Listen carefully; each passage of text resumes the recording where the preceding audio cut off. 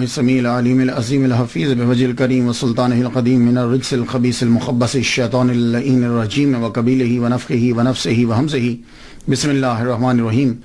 تمام نبیوں کے سردار حضرت محمد صلی اللہ علیہ وآلہ وسلم اور تمام مذاہب کے سردار دین اسلام کے پیروکاروں، السلام علیکم طبتم۔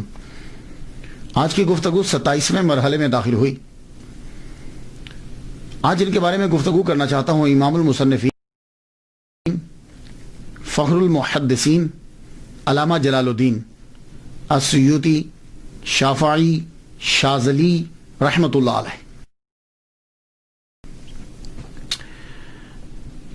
مسلکن آپ شافعی ہیں اور مشرباً شاذلی ہیں، اس لیے میں نے ان کی گفتگو جو ہے وہ ابو الحسن شاذلی رحمۃ اللہ علیہ کے بعد ان کی گفتگو شروع کر دی، لیکن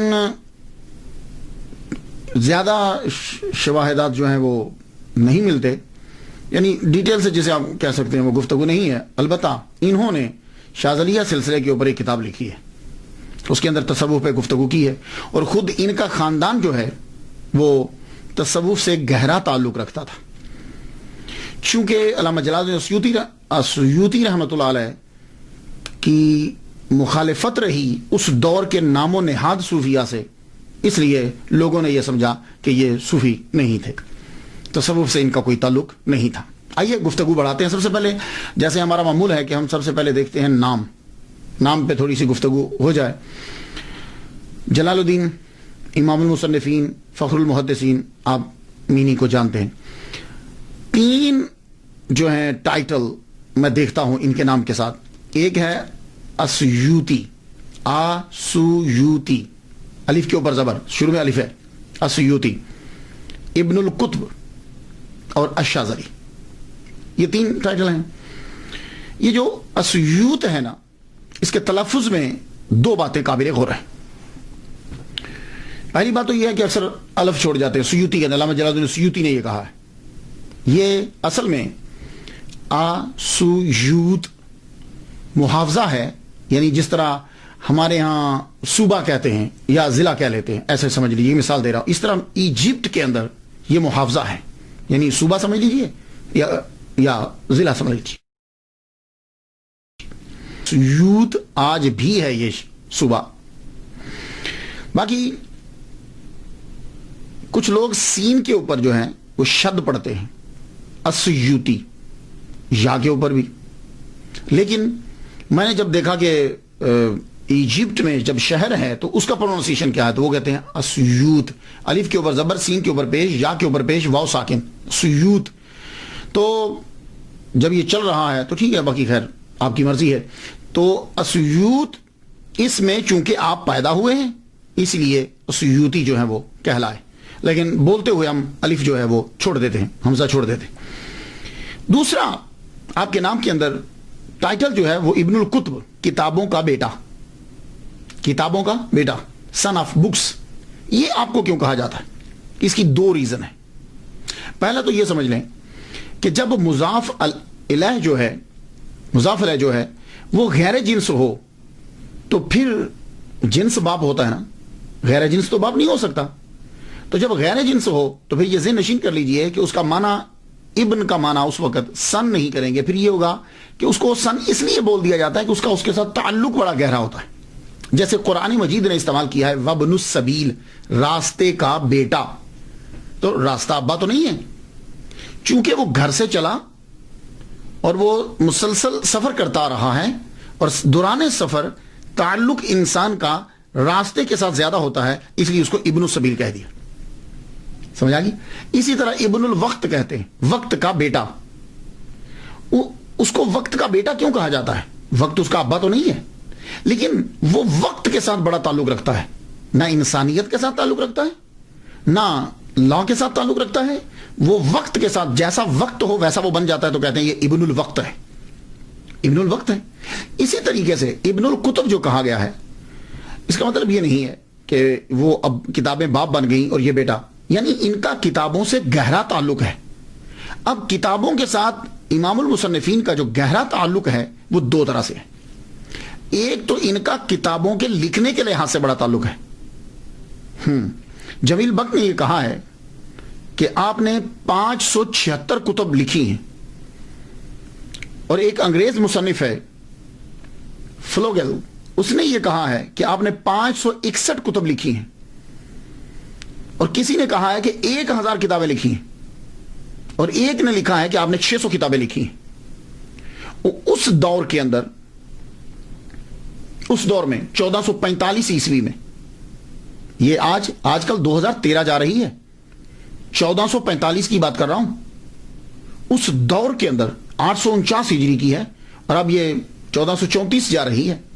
تو سینکڑوں سالوں کے پہلے کتابیں اتنی لکھنا بہت مشکل تھا۔ آج کے دور میں بڑی آسان ہے، وہ کیا کہ بندے بٹھا لیے جائیں، ان سے کہا جائے چلو بھائی لکھو، لکھنے کے بعد خود چیک کر لیا جائے۔ اس دور میں کتاب خود لکھی جاتی تھی، لوگ لکھتے تھے، اور علامہ جلال الدین السیوطی رحمۃ اللہ علیہ جو ہیں، ان کا تو کوئی شک کر ہی نہیں سکتا، انہوں نے تو کمرے میں بند ہو کر سب کتب لکھی، کیونکہ سارے لوگ جو ہیں وہ تقریباً مخالف تھے، گورنمنٹ بھی ان کی مخالف تھی۔ تو ایک تو یہ ہے کہ آپ کا تعلق کہ آپ نے کتب لکھی بہت زیادہ ہے۔ دوسرا تعلق کیا ہے کتابوں کے ساتھ آپ کا، کہ آپ کو ابن الکتب کیوں کہا جاتا ہے؟ اسے مصری علماء بیان کرتے ہیں۔ میں نے ڈاکٹر علی گوما سے سنا ہے، یہ مصر کے ڈاکٹر ہیں، مقرر بھی بڑے اچھے ہیں، کہنے لگے کہ آپ کو ابن الکتب اس لیے کہا جاتا ہے، کتابوں کا بیٹا، آپ کے والد گرامی بذات خود بہت بڑے عالم تھے، وہ اس یوت کے قاضی بھی رہے ہیں، شاہی امام رہے ہیں، وہ آپ علامہ تھے، صوفی تھے۔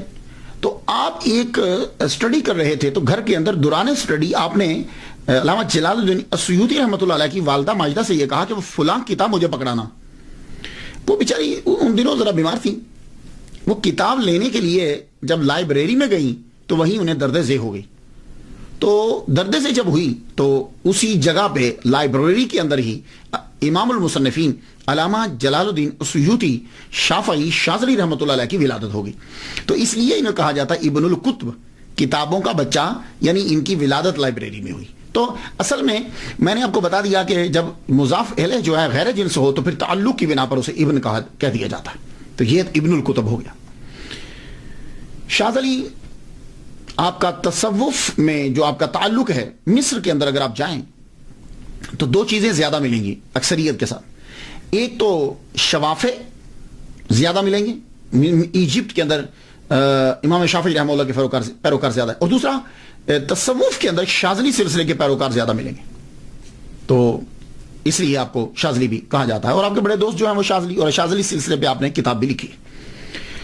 اب آ جائیے آپ کی ابتدائی کہ آپ کہاں سے آئے۔ آپ ایرانی النسل ہیں۔ ہاں، علامہ جلال الدین السیوطی عربی النسل نہیں ہے، ایرانی النسل ہیں۔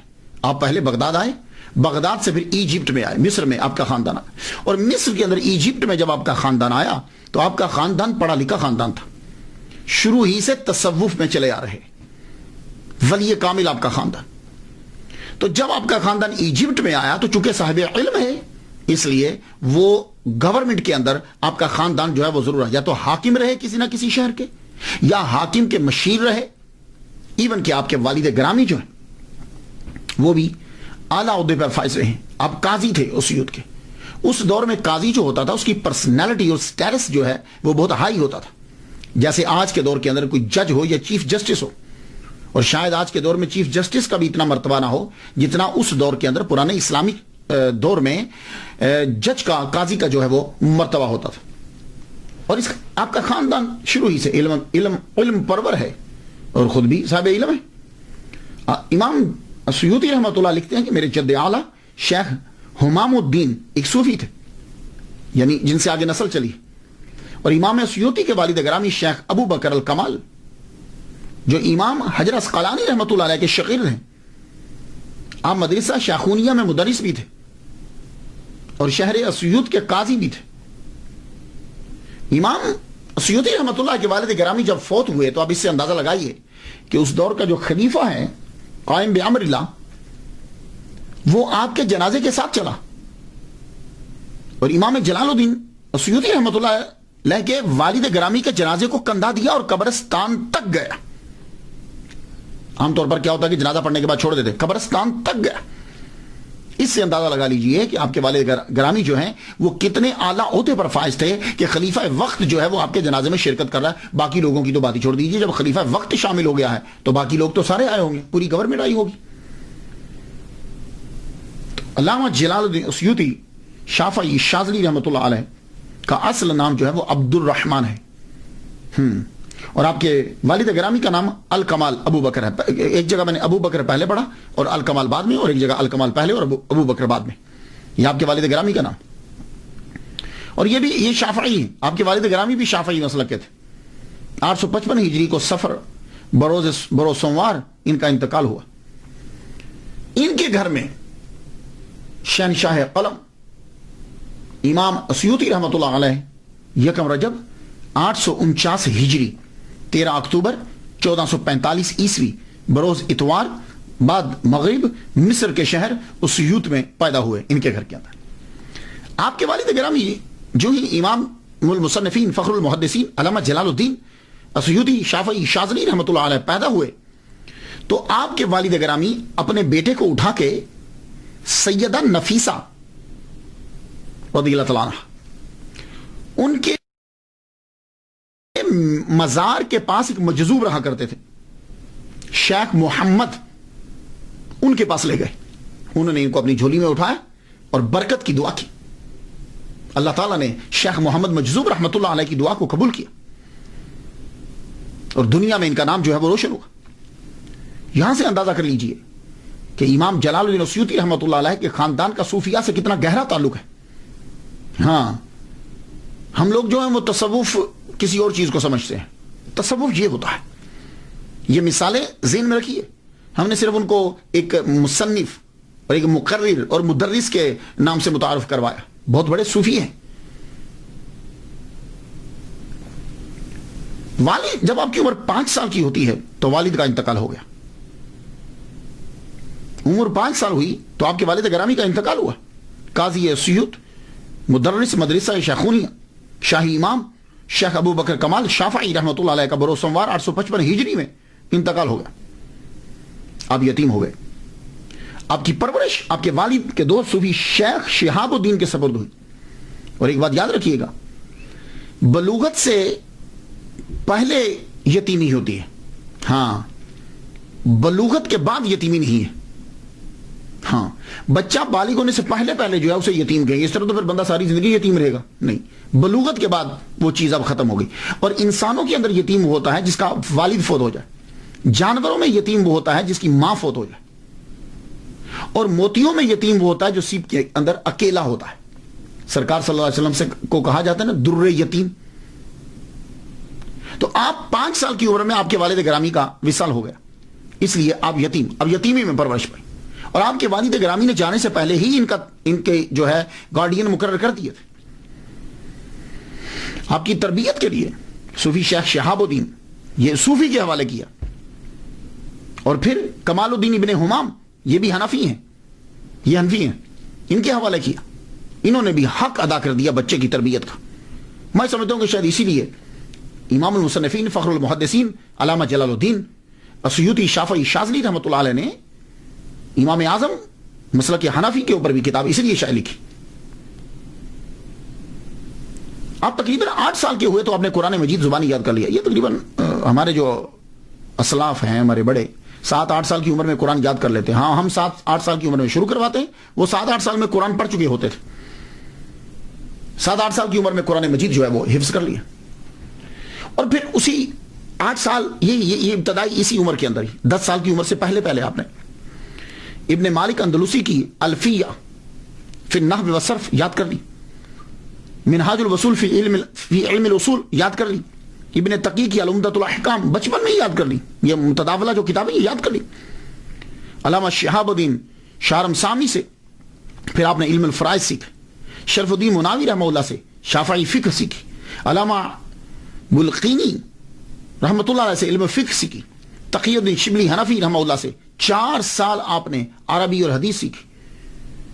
شیخ محی الدین الکافیہ جی یہ ایک ڈاکٹر ہیں مصر کے, ان سے میں نے پروننسیشن جو ہے وہ یہ سیکھا. الکافیہ جی ہے یہ, ان سے اصول تفسیر سیکھی 14 سال لگا کر. عبد القادر انصاری سے حدیث اور رسول حدیث سیکھا. یہ میں نے آپ کو بتایا کہ آپ نے یہ کتنا عرصہ حدیث اور تفسیر میں 16 سال لگائے. 150 وقت کے جید علماء سے اور محدثین سے آپ نے علم حدیث سیکھا ہے, اور علم حدیث سے جتنے بھی ریلیٹڈ علوم ہیں وہ سیکھے.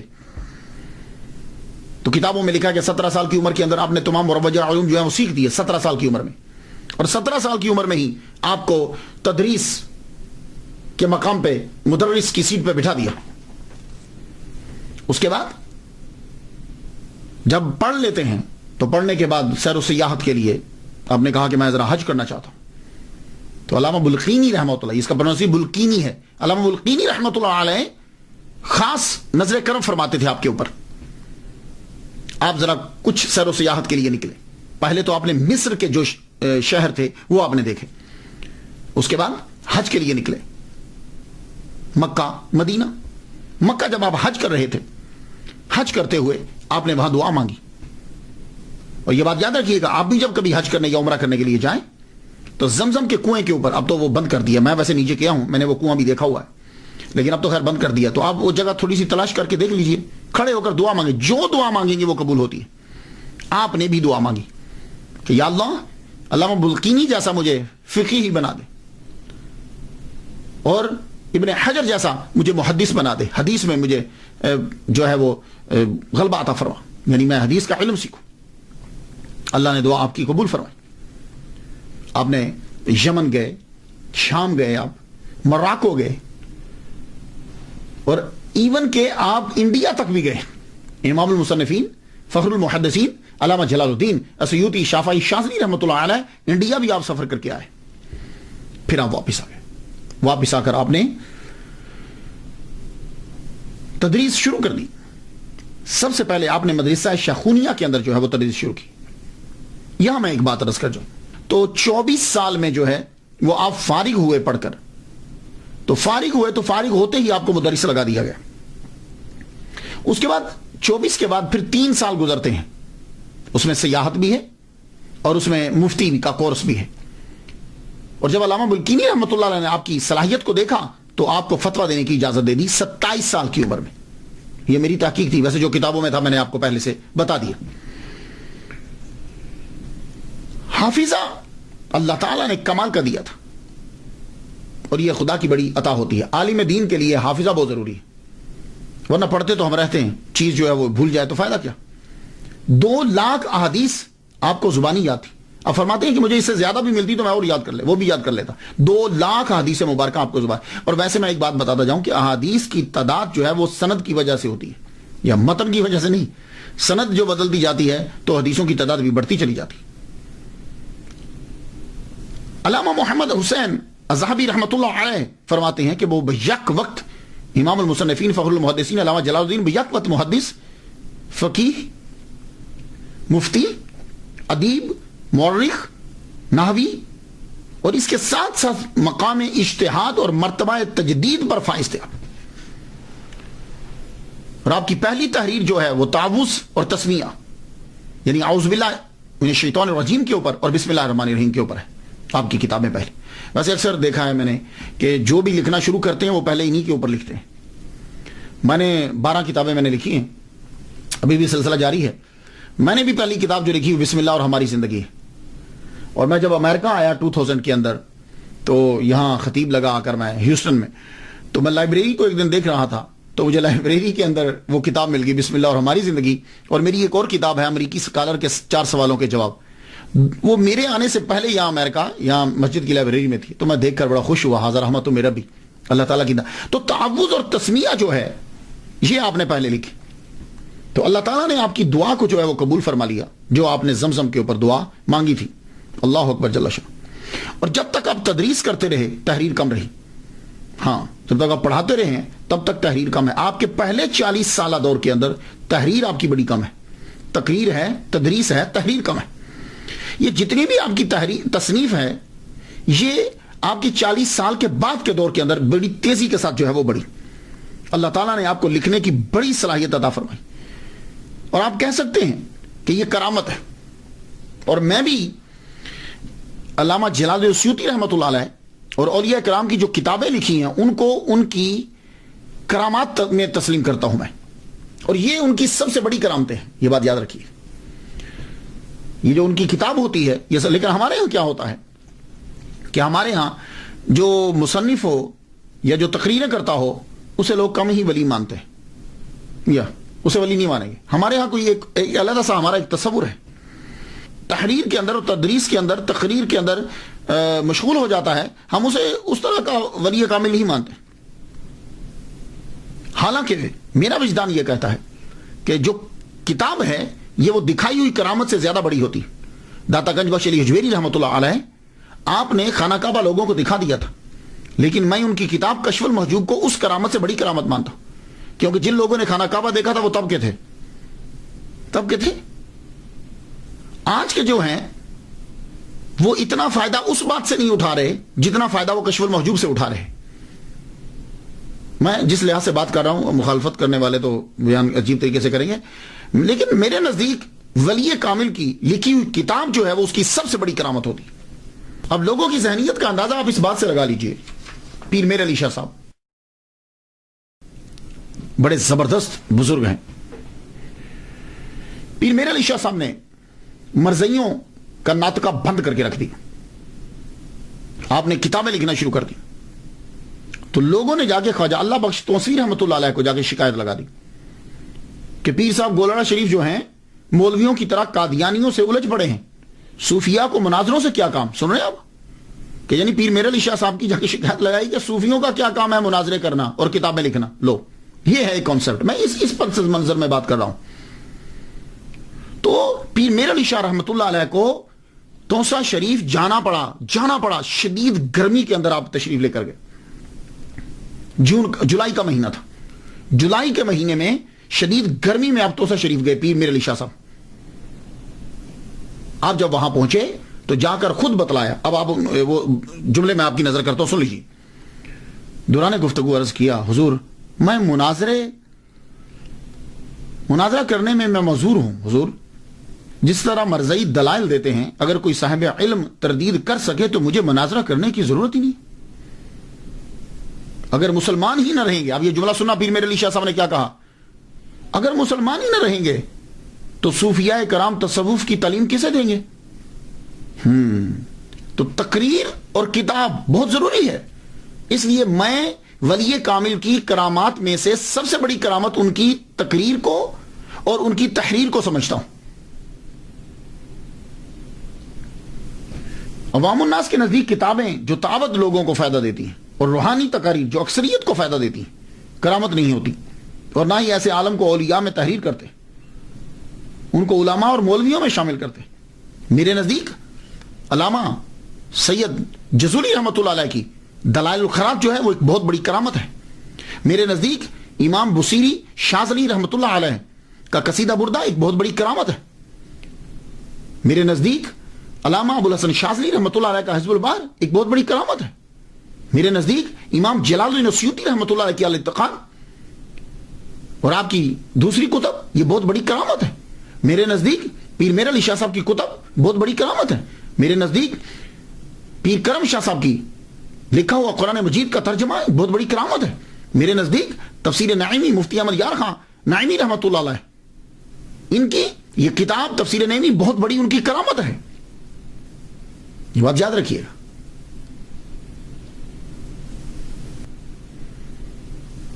تو علامہ جلال السیوطی رحمۃ اللہ علیہ کو ایک اور ٹائٹل ملتا ہے حافظ. یہ جو حافظ کا ٹائٹل ہے یہ بھی آپ کو ملا. حافظ کیسے کہتے ہیں؟ حافظ تین کے لیے استعمال کیا جاتا ہے، دھیان سے سن لیجیے. حافظ کہتے ہیں عام طور پر جو قرآن مجید یاد کرے ہم اس کو حافظ کہتے ہیں، وہ بچہ حافظ ہوتا ہے. ایک حافظ وہ ہوتا ہے نبینا کو بھی حافظ بولتے ہیں. وہ جی حافظ جی آ گئے ہیں، حافظ جی آ گئے ہیں. اس کو حافظ کیوں بولتے ہیں؟ وجہ یہ ہے کہ جس کی آنکھیں کمزور ہوتی ہیں یا نہیں ہوتی اس کی یادداشت کی پاور بڑی ہوتی، قوت یادداشت بڑی ہوتی. آپ نے نبیناؤں کو دیکھا ہے بڑی جلدی یاد کر لیتے، تو اس کو بھی شاید حافظ جی اس لیے کہہ دیتے ہیں کہ وہ یاد بڑی جلدی کرتا ہے. اور یا یہ وجہ ہوگی کہ جتنے پرانے دور میں نبینا ہوتے تھے وہ زیادہ تر حافظ قرآن ہوتے تھے. اور جب گفتگو حدیث میں چلے گی تو کسی کو حدیث میں اگر حافظ کہیں گے تو یہ یاد رکھیے کہ حدیث کے شعبے میں حافظ اسے کہا جاتا ہے کہ جس کو 1,00,000 حدیثیں اسناد چین کے ساتھ یاد ہوں. حافظ الحدیث جس کو 1,00,000 حدیثیں 100,000 حدیث ود چینز اس کو. تو آپ کو 2,00,000 حدیثیں یاد تھی. اللہ اکبر جل شانہ. اور آج کل میں ایک طریقہ آپ کو بتا دوں, بڑی چیزوں میں انگریزوں میں نے پہلے دیکھا ہے, ان کی بکس جب میں پڑھتا ہوں انگریزوں کی اسلام کے اوپر لکھی ہوئی, تو مسلمانوں کے اندر بھی میں نے بڑا طریقہ دیکھا. کسی کی ٹھکائی کرنی ہو نا یا کسی کی مخالفت کرنی ہو تو آج کل پتہ کیا طریقہ ہے, پہلے ہاں بڑا اچھا آدمی ہے, بڑی اچھی تقریر کرتا ہے, بڑا اچھا لکھتا ہے, وہ اس کی فلاں خوبی بھی ہے, کسی کی بات نہیں کرتا, آخر میں وہ برائی بیان کر دیں گے. یہ سلسلہ چلے گا نہیں, خوبیاں بیان کرتے ہوئے آخر میں برائی بیان کر دیں گے. یہ طریقہ کار انگریزوں کا ہے, منافقوں کا, اور یہ آج کے مسلمانوں نے بھی اپنایا ہوا ہے. آپ دیکھ لیجئے, ماشاءاللہ بہت اچھی تقریر کرتے ہیں آپ, لیکن یہ ہے وہ جب لیکن کہے گا نا تو اب وہ کوئی کام کرے گا. تو یہ ایک طریقہ ہوتا ہے. اسی طرح علامہ جلال الدین السیوطی رحمۃ اللہ علیہ کی لوگوں نے سیرت بیان کرتے ہوئے اس طریقے کو اپنایا. ان میں سے ایک شمس بریلوی ہیں, ستارہ امتیاز, مشہور ہیں وہ. انہوں نے کیا کہا ہے ذرا سنیے. علامہ جلال الدین السیوطی رحمۃ اللہ پہ کیا کہتے ہیں؟ کہتے ہیں آپ نیک سیرت اور زاہدانہ طبیعت کے مالک تھے. سن رہے ہیں جملہ؟ نیک سیرت اور زاہدانہ طبیعت کے مالک تھے, مگر آپ کے اندر عاجزی و انکساری کا مادہ کم تھا. یہ شمس بریلوی ستارہ امتیاز سیرت لکھ رہے ہیں. اب آپ مجھے بتا دیجئے, نیک سیرت تھے علامہ جلال الدین, زاہدانہ طبیعت تھی علامہ جلال الدین کی, لیکن ان کے اندر عاجزی و انکساری کا مادہ کم تھا. تو جب عاجزی و انکساری کا مادہ کم ہوگا, اب انہوں نے یہ نہیں بتایا کتنا کم ہے, اب جب وہ کم ہوگا تو جب ایک چیز کا اثبات ثابت نہیں ہو رہا تو نفی ثابت ہوگی, اس کی جو دوسری سمت ہے وہ ثابت ہو جائے گی. تو جب عاجزی و انکساری کا مادہ کم ہے تو پھر تکبر کا مادہ ہوگا, یہی ہوگا نا. اب مجھے سمجھ نہیں آتی کہ لوگ جب اس قسم کی تعریف کرتے ہیں ان کا مقصد کیا ہوتا ہے. 10 صفات کسی کی گنوا کر آخر میں اگر تم اس کی توہین کر رہے ہو, کوئی خامی بیان کر رہے ہو, تو یہ اسی طرح ہی ہے کہ کسی آدمی کو دودھ کا بھرا ہوا پیالہ دیا جائے, بیچ میں ایک مینگنی ڈال دی جائے, آخر میں وہ بکری کی مینگنی, بکری کا دودھ کا پیالہ بھرا دے دیا جائے اور آخر میں ایک مینگنی ڈال دی جائے, لے لیجیے جی پیالہ بہت اچھا ہے, دودھ بڑا اچھا ہے, بیچ میں مینگنی تھی, کون پیے گا بھائی؟ یہ کیا طریقہ ہے؟ یہ آج کل طریقہ ہوتا ہے کہ اپنی بھڑاس نکالنے کا اور بتانے کا کہ ہمارے پاس بڑا علم ہے. علامہ جلال الدین السیوطی رحمۃ اللہ علیہ کے بارے میں جب یہ کہا جائے گا کہ آپ کے اندر عاجزی و انکساری کا مادہ کم ہے, تو میں یہ پوچھنا چاہوں گا کہ جن کے اندر عاجزی و انکساری کا مادہ کم ہے ان کے اندر تکبر ہے, تو کیا تکبر والے آدمی کو محمد مصطفیٰ صلی اللہ علیہ وسلم نے جاگتے ہوئے 70 مرتبہ اپنی زیارت کروائی ہے؟ خدا کا خوف کیا کرو یار. جب بزرگوں کی بات کوئی بیان کرنے لگو تو اچھی چیزیں بہت ساری ہوتی ہیں, بہت اچھی چیزیں ہیں, ان کو بیان کرو. انور شاہ کاشمیری نے یہ بیان کیا ہے, 20 سے زائد مرتبہ جاگتے ہوئے حضور صلی اللہ علیہ وسلم کا دیدار ہوا ہے. تو جس میں عاجزی و انکساری کا مادہ کم ہے, جو استادوں کا مذاق اڑاتا ہے, جو اساتذہ کو اپنے سے کم سمجھتا ہے, حضور اس کو دیدار کروائیں گے. کیا کہنے, مزہ تو آیا نا سیرت بیان کرنے کا. اور اعتراض کیا ہوگا؟ وہ ایک واقعہ ہے, اب پتہ نہیں اس میں اندر سچائی کتنی ہے اس واقعے کے اندر, میں نہیں جانتا, کیونکہ اولیاء کرام اور ان کے بارے میں جب واقعات بیان کیے گئے ہیں اس کی اتنی جانچ پڑتال نہیں ہوئی جتنی احادیث کے اوپر جانچ پڑتال ہوئی ہے, اتنی ان پہ نہیں ہوئی. جی وہ کستلانی جو تھے شہاب الدین, انہوں نے ان کی کتابوں سے چرا کے جو ہے نا وہ مواہب الدنیا والے معافی مانگنے کے لیے آئے. تو جب معافی مانگنے کے لیے آئے, یہ اندر بیٹھے ہوئے تھے, انہوں نے دروازہ کھٹکھٹایا تو کہا جی میں کستلانی ہوں تو مجھے معاف کر دیجیے. آپ نے کہا جاؤ, میں نے معاف کیا, دروازہ نہیں کھولا, تو پتہ چلا آپ میں تکبر بڑا ہے. میری بات سمجھ رہے آپ بھائی؟ اس سے کہاں سے, اب ذرا پوری بات سنیے گا, میں آپ کو بتلاتا ہوں. علامہ جلال الدین السیوطی رحمۃ اللہ علیہ, آپ کے پاس امام بائہقی رحمۃ اللہ علیہ کی کتب تھی. صرف آپ تھے ایجپٹ کے اندر کہ جن کے پاس ان کی کتب تھی. آپ نے ان سے لکھ کر آپ نے ٹاپک بنایا حضور کی سیرت کا. کستلانی نے مواہب الدنیا کے اندر علامہ جلال الدین السیوطی کا نام لکھے بغیر ڈائریکٹ لکھ دیا, امام بائہقی کا حوالہ دے دیا. آپ نے پوچھا کہ آپ نے کیوں لکھا ہے یہ کستلانی جو ہیں یہ 2 سال چھوٹے ہیں ان سے, ایک بات، ایک تو امام جلال الدین سیوطی رحمہ اللہ سے چھوٹے ہیں، ٹھیک ہے. دوسری بات، امام جلال الدین سیوطی کی کتب پڑھنے والے ہیں، ٹھیک ہے. اور جو کتاب پڑھنے والا ہو یا ڈائریکٹ پڑھنے والا، دونوں شاگرد ہوتے ہیں. تو گویا کہ امام جلال الدین سیوطی قسطلانی کے استاد ہوئے، رائٹ. اچھا، تیسری بات کہ آپ کا نام لیے بغیر آپ کا چرا کر اپنی کتابوں میں لکھ رہے ہیں، یہ مسٹیک ہے، ٹھیک ہے. اور آج بھی یہ جرم ہے. عدالت کے اندر یہ ثابت ہو گیا اور آپ نے یہ اقرار بھی کر لیا. تو امام جلال الدین سیوطی رحمہ اللہ نے کہا کہ بھائی تم میرا نام لکھ دیتے، میں تمہیں تھوڑی منع کرتا، میرا نام لکھ دیتے، اس کا تمہیں فائدہ ہوتا. ایک تو پتہ چل جاتا کہ عبارت پکی ہے، پختہ ہے. دوسرا، آپ کے پاس یہ کتابیں ہی نہیں ہیں تو سرقہ کا الزام آپ کے اوپر نہ لگتا. اب وہاں سے چلے گئے. جب چلے گئے تو ایک دم خیال آیا، قسطلانی رحمہ اللہ کو خیال آیا، یار یہ بات میرے من میں کھٹکتی رہے گی. سر سے پگڑی اتاری، پاؤں سے جوتا اتارا، سیدھا ننگے سر اور ننگے پاؤں، بڑے علامہ ہیں بھائی، امام جلال الدین سیوطی رحمۃ اللہ کے گھر چلے گئے. دروازہ کھٹکھٹایا. کون؟ میں قسطلانی ہوں، احمد ہوں. احمد آپ کا نام تھا. میں احمد ہوں، میں ننگے سر اور ننگے پاؤں آیا ہوں آپ سے معافی مانگنے کے لیے. ہوئے ہوئے ہوئے، ننگے سر ننگے پاؤں. تو امام اندر بیٹھے ہوئے تھے. آپ نے کہا جاؤ، میں نے معاف کر دیا لیکن میں باہر نہیں آؤں گا. جانتے ہو کیوں؟ یہ عاجزی و انکساری کے مادے کی کمی کی وجہ سے نہیں ہے. آپ نے کبھی سادات کو دیکھا؟ آپ نے کبھی بڑے لوگوں کو دیکھا ہے کہ وہ جب کسی کو دیتے ہیں تو اپنی نظر جھکا کے پھر دیتے ہیں؟ جائیے جا کے سادات کو دیکھ لیجیے، امام زین العابدین کو دیکھ لیجیے، امام جعفر صادق کو دیکھ لیجیے. یہ سادات کو جا کے دیکھیے، جب یہ دیتے تھے خیرات. امام حسین کو دیکھ لیجیے، جب خیرات دیتے تھے تو اپنی آنکھ نیچے کر لیتے تھے. کیوں؟ اس لیے کہ جو لینے والا ہے وہ سائل ہے. جب وہ لے رہا ہوگا تو اس کے چہرے پہ ندامت ہوگی، اور وہ ندامت ہم دیکھنا نہیں چاہتے، تو یہ سر کو جھکا لیتے تھے.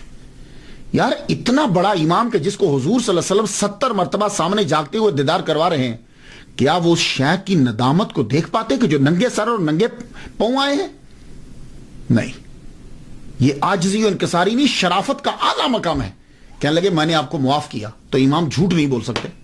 تو کہا میں نے آپ کو معاف کیا لیکن آپ کہہ رہے ہو کہ میں ننگے سر اور ننگے پاؤں آیا ہوں، میں آپ کی یہ کیفیت نہیں دیکھ سکتا. جائیے، میں نے آپ کو معاف کیا. اس میں کون سا عاجزی و انکساری کا مادہ کم ہوا بھائی؟ اسی طرح آپ نے جو کہا کہ میرے اساتذہ نے وہ نہیں لکھا جو میں لکھ رہا ہوں، اس میں تکبر نہیں ہے، تحدیث نعمت ہے. بہت سے ایسے ہیں کہ جنہوں نے کہا کہ ہمارے اساتذہ نے ایسا نہیں لکھا. اور ایک بات اور بتا دوں آپ کو، میں آپ لوگ جب کتاب میں پڑھو گے تو لکھے ہوئے کا معنی ایک ہی ہوتا ہے، لیکن بولے ہوئے کے کم از کم 4 معنی ہوتے ہیں. ہاں، جب کوئی چیز لکھ دی جائے گی تو اس کا معنی ایک ہی ہوگا، لیکن جب کوئی چیز بولی جائے گی تو سننے والا سمجھے گا کہ یہ جو جملہ بولا جا رہا ہے اس کا معنی کیا ہے. جیسے میں اگر کہوں تم جا رہے ہو، اب اس کے 4 معنی ہیں. تم جا رہے ہو، یہ 4 معنی بنیں گے. تم جا رہے ہو، کوشچن. تم جا رہے ہو، خبر. تم جا رہے ہو، آرڈر. تم جا رہے ہو، تنزیہ. تو ایک ہی جملہ جو ہے اس کے 4 میننگ بن سکتے ہیں کہ خبر دی جا رہی ہے، طنز کی جا رہی ہے، پوچھا جا رہا ہے یا حکم دیا جا رہا ہے.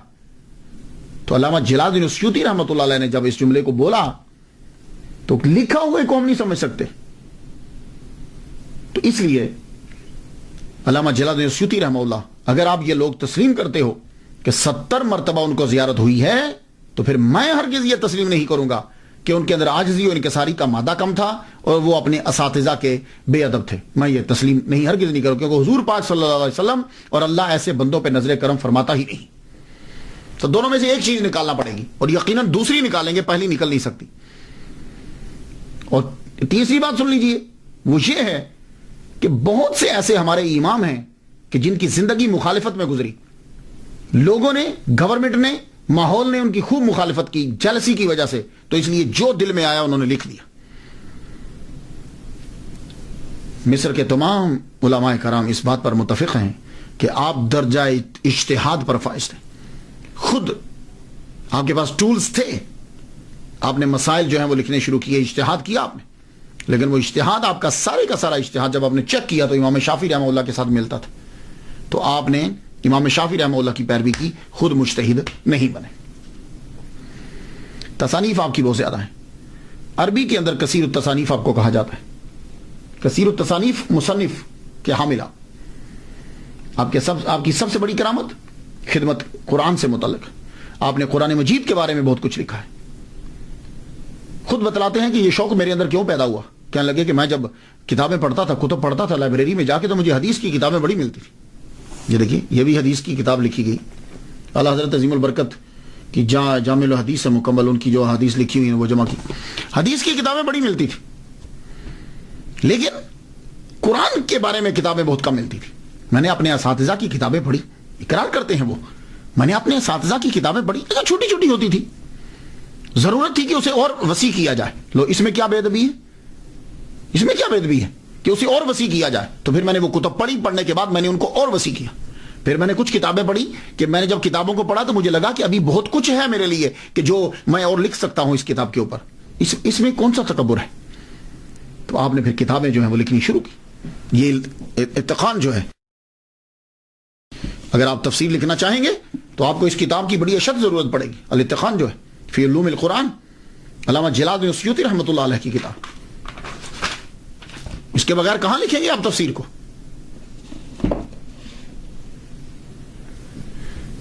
تفسیر جلالین زبردست, یہ آپ کی بہت بڑی کرامت ہے. جلال الدین محلی رحمۃ اللہ علیہ نے اسے لکھا.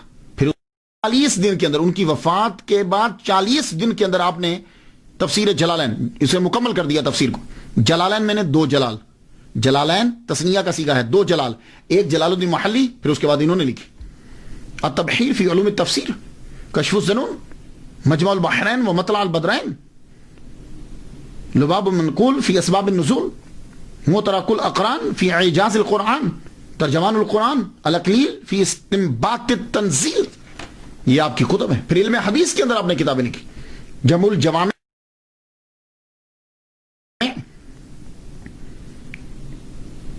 اظہر المتناصرہ فی الاحادیث المتواترہ. اس میں آپ 100 حدیث ایسی جمع کی ہیں کہ جن کو حضور صلی اللہ علیہ وسلم کے 10 صحابہ نے تواتر کے ساتھ بیان کیا. شارح بھی آپ غضب کے تھے. مسلم شریف چھوڑ کر بخاری, ترمذی, نسائی, ابن ماجہ, موطا, اس کی شروعات آپ نے لکھی. اور حضور صلی اللہ علیہ وسلم سے عشق بھی آپ کو کمال درجے کا تھا. اور یہ عشق کا نتیجہ ہے کہ سرکار نے آپ کو دیدار کروایا. اور اس عشق کی مثال آپ نے کیا دی, اس کا اظہار کس طرح کیا کہ حضور صلی اللہ علیہ وآلہ وسلم کے ماں باپ کے اوپر اعتراضات آج تک ہوتے ہیں. حضور صلی اللہ علیہ وسلم کے ماں باپ, حضور کی والدہ ماجدہ کی قبر بالکل مسمار کر دی گئی. اس کے اوپر کبھی روڑی پھینک دیتے ہیں, کبھی اس کو بالکل مٹا دیتے ہیں. آپ نے 6 رسالے حضور صلی اللہ علیہ وسلم کے ماں باپ کے ایمان پر لکھے. اللہ اکبر, یہ ہے عشق. اور میرا وجدان یہ کہتا ہے کہ جتنا آپ نے لکھا ہے آپ ہی ہیں جنہوں نے لکھا ہے. حضور صلی اللہ علیہ وسلم کی والدہ ماجدہ کے اوپر بہت کم لکھا گیا. 1993 کے اندر میں نے عرس آمنہ, ایسے ہی کوئی اشارہ یا القاء ہوا 10 اپریل کا, مجھے 1993 سے میں نے شروع کیا حضرت آمنہ رضی اللہ تعالی عنہا کا عرس. اور آج بھی, یہ آج 10 اپریل ہے, 10 اپریل کو پاکستان کے اندر کئی جگہ پہ عرس جو ہے وہ ہو چکا ہے. میں نے اس کی پیر محل میں 1 کروڑ مرتبہ, 1 کروڑ مرتبہ, بہت بڑا مدرسہ ہے, 1 کروڑ مرتبہ سارا سال پڑھتے رہتے ہیں. درود شریف سرکار کی والدہ ماجدہ کے لیے پڑھا گیا. اسی طرح گجرات کے اندر بھی ہوا ہے. علامہ حنیف جلال پوری صاحب نے جو ہے وہ بہت بڑا عرس کیا. میرے والد گرامی کے مزار پر جو ہے سید طالب حسین شاہ رحمۃ اللہ علیہ, ان کے مزار پر جو بہت بڑا کل جلسہ ہوا ہے. تو اب یہ آہستہ آہستہ یہ پھیلتا جا رہا ہے. میرے والد گرامی کے مزار پر تو یہ درود شریف میں نے خود لکھوایا. لکھو اللہم صلی علی سیدنا محمد و آبا و محمد و آل محمد و صحاب محمد و بارک وسلم. میں نے کتاب جب لکھی, میں نے پڑھا ان کو, پھر اس کے بعد میں نے ایک کتاب لکھی, کتاب کا نام ماں ہے, وہ اس کو میں ڈیڈیکیٹ جو ہے وہ میں نے کیا سرکار کی والدہ محترمہ کو. اور میں نے الحاوی للفتاوی علامہ جلال الدین السیوطی رحمۃ اللہ علیہ, اس کے اندر ایک حدیث مبارکہ لکھی ہے کہ حضور فرماتے ہیں کہ میں عشاء کی نماز پڑھ رہا ہوں اور میں فاتحہ پڑھ چکا ہوں, میری والدہ مجھے آواز دیتی تو میں فاتحہ نماز روک کے پہلے ماں کی بات سنتا, پھر میں آ کے نماز پڑھتا. تو میں نے اس سے لکھا کہ حضور کتنا ادب کرتے ہیں کہ حضور کے لیے ان کی والدہ, اللہ کے بعد ان کی والدہ ان کے لیے درجہ رکھتی. تو ایک مولوی نے میرے خلاف کتاب لکھ دی, کفر کا فتویٰ دے دیا, کتاب لکھ دی, ایک بندے کو بھیج دیا مجھے قتل کرنے کے لیے بھی. تو بعد میں کیا ہوا کچھ ہی عرصہ کے بعد وہ مولوی جا رہا ہے، کالے کتے نے اس پر حملہ کیا اور وہ شخص جوانی کے اندر ہی مر گیا۔ اور جن جن لوگوں نے سرکار کی والدہ محترمہ کا احترام کیا اور دن منایا، اللہ تعالیٰ نے ان کو نوازا۔ امام جلال الدین سیوطی رحمۃ اللہ علیہ زندہ مثال ہے آپ کے سامنے، 70 مرتبہ حضور صلی اللہ علیہ وسلم نے ان کو دیدار کروایا ہے۔ کیوں؟ انہوں نے حضور صلی اللہ علیہ وسلم کی والدہ محترمہ اور حضور کے والد گرامی کے لیے کتابیں لکھی ہیں کہ وہ مومن تھے۔ میرے ایک دوست ہیں، بڑا عرصہ بیچارے باہر آنا چاہتے تھے، نہیں آوے، 2 سال انہوں نے سرکار کی والدہ محترمہ کا عرس کیا، تیسرے سال وہ باہر تھے۔ اسی طرح ایک اور صاحب ہیں، بلڈنگ سے انہوں نے بنانی تھی مدرسے کی، میں نے ان سے کہا کہ آپ کیجئے۔ پچھلے سال انہوں نے، اس سے پہلے سال انہوں نے عرس کیا، اس سال 2 منزلہ بن چکی، معلوم ہی کیسے ہو گیا۔ تو آپ بھی 10 اپریل کو سرکار صلی اللہ علیہ وسلم کی والدہ محترمہ کے لیے ضروری سال ثواب کیا کریں۔ میں تو ہر سال، یہ میں تحدیث نعمت کے لیے بتا رہا ہوں، ہزار رحمت تو میرے بھی، ہر سال سرکار کی والدہ کے نام کی ایک قربانی جو ہے وہ عید الاضحیٰ پہ میں کرتا ہوں۔ اگر سرکار کی والدہ مسلمان نہیں ہے نا، تو دنیا میں کوئی مائی کا لال مسلمان نہیں ہے۔ مخدومہ کائنات، ماؤں کی جائے پناہ حضرت آمینہ رضی اللہ تعالیٰ عنہ۔ تو اس لیے آپ لوگ جو ہو وہ ضرور احترام کیجیے، پھر دیکھیے کتنی برکتیں اور رحمتیں نازل ہوتی۔ محمد صلی اللہ علیہ وسلم کو اپنی والدہ سے بڑا پیار ہے۔ تو حضرت آمینہ رضی اللہ تعالیٰ عنہ، ان کے بارے میں کتب جو ہیں وہ انہوں نے لکھی۔ امام المصنفین علامہ جلال الدین سیوطی رحمۃ اللہ علیہ تعصب سے پاک۔ ہوتا کیا ہے کہ تعصب جو ہے یہ بڑھتا رہتا ہے جیلسی کی وجہ سے، لیکن آپ خود شافعی ہیں، لیکن امام اعظم نعمان بن ثابت رحمۃ اللہ علیہ پر بھی آپ نے کتاب لکھی، ان کی شان میں بھی۔ اسی طرح امام اعظم نعمان بن ثابت رحمۃ اللہ علیہ کے دوست امام مالک رحمۃ اللہ علیہ، مالکی فقہ کے جو بانی ہیں، ان کی شان میں بھی انہوں نے کتاب لکھی۔ تو تعصب سے بالکل جو ہے وہ ٹوٹلی پاک۔ میرے سامنے تقریباً لسٹ جو اندر پڑی، میں جو اسٹڈی کر رہا تھا، تقریباً 200 کتب ہیں، لیکن میں کتابوں کے اوپر گفتگو کرنا شروع کر دوں گا تو آپ کے لیے تو خیر اتنا، ہاں کوئی اسٹوڈنٹ آپ میں ہو تو پھر اس کے لیے ہے کہ وہ جا کے تلاش کر سکتا ہے، اس کو خیر مل بھی جائیں گی۔ تفسیر، تقریر، تدریس، حدیث، قرآن، ایمان، جسم و جان، جن و انسان، کوئی ایسا ٹاپک نہیں جس کو اس ہستی نے ٹچ نہ کیا ہو۔ ہر آدمی کو کسی نہ کسی طرح واعظین ہیں۔ انیس الجلیس بہترین کتاب ہے۔ تصوف کے اوپر شاذلیہ طریقہ کی بڑی تفسیر کی آپ نے۔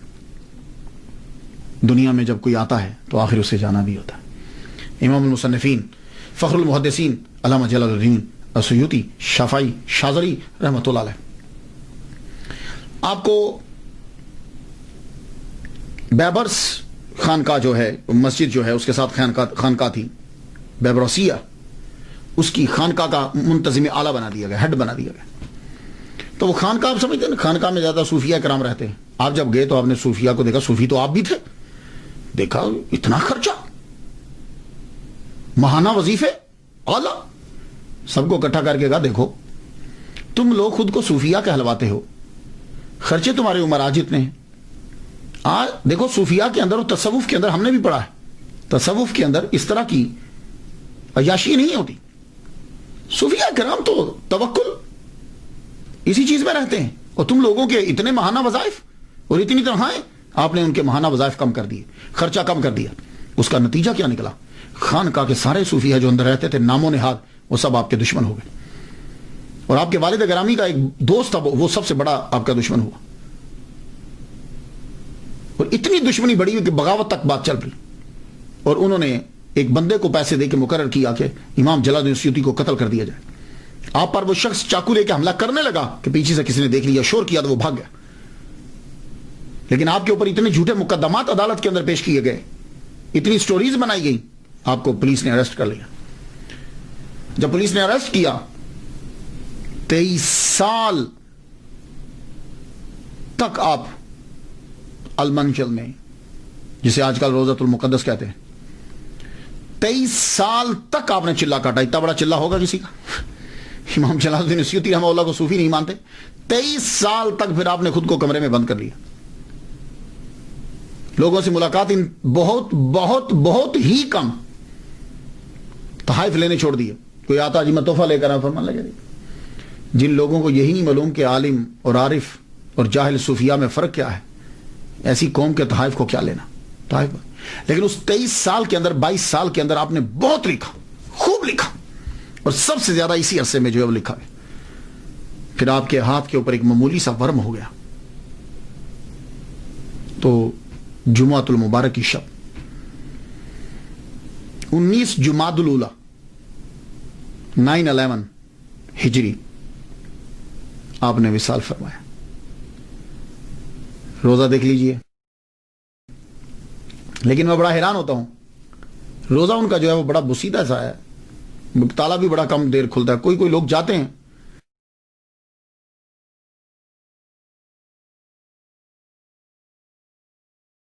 یہ اسٹوڈنٹس جو ہیں یہ ملیشیا سے پہنچے، بہت کم. اللہ تعالیٰ ان کی قبر پر کروڑوں رحمتیں نازل فرمائے. میں نے کافی دفعہ ان کے لیے فاتحہ پڑھی ہے، آپ بھی ان کے لیے فاتحہ پڑھ دیجئے. اجازت دیجئے. وآخر دعوانا ان الحمدللہ رب العالمین.